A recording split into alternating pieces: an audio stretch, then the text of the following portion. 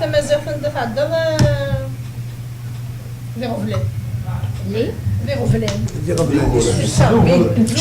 نشوف دونيت معنا وقت ولينا راه لي بروبليم لي بروبليم تيم كراس تيم كراس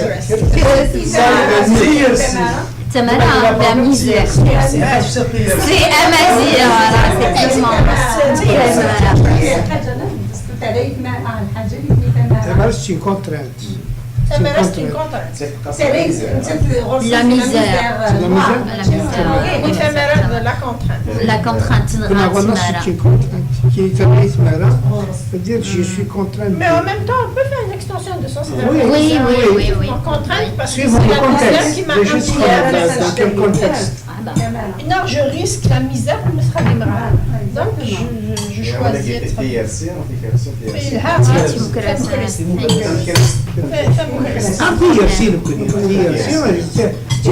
ايوه دنتيني aussi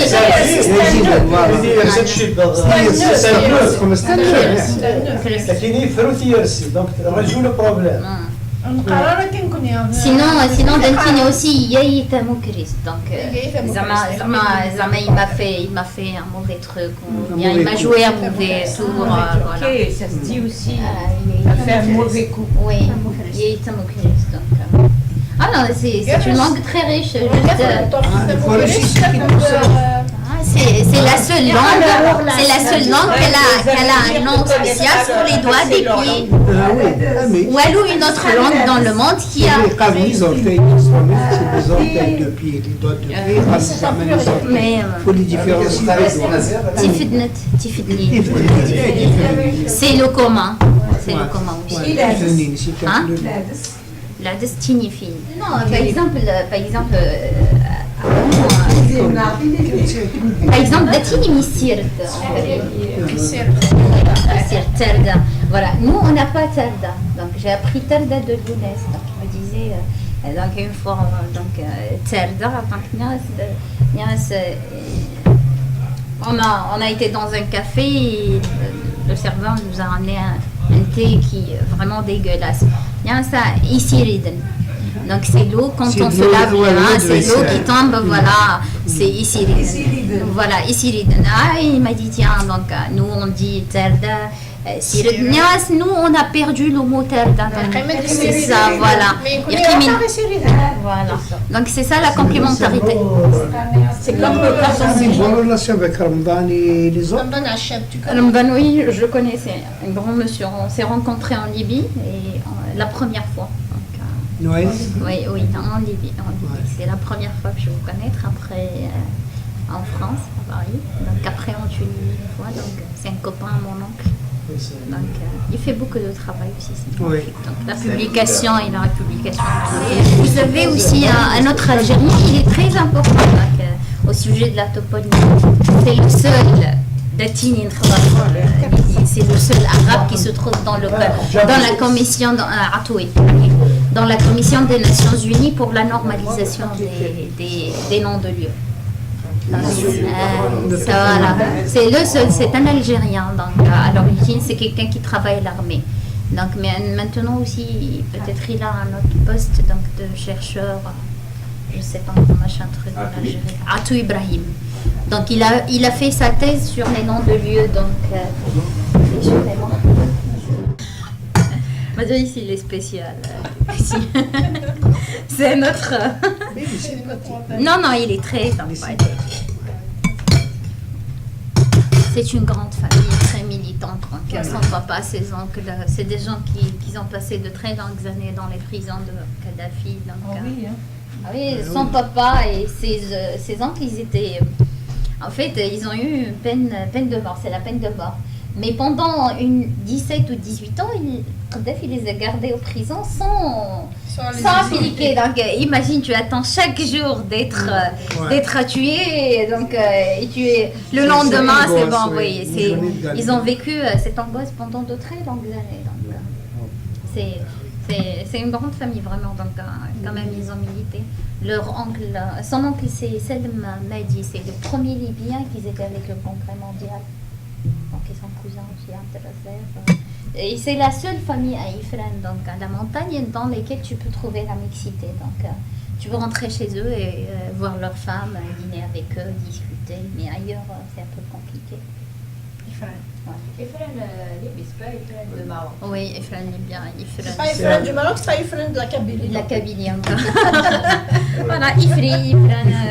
C'est quelque chose. Merci. Qu'est-ce qui vous a poussé à devenir comme ça une militante, chercheuse?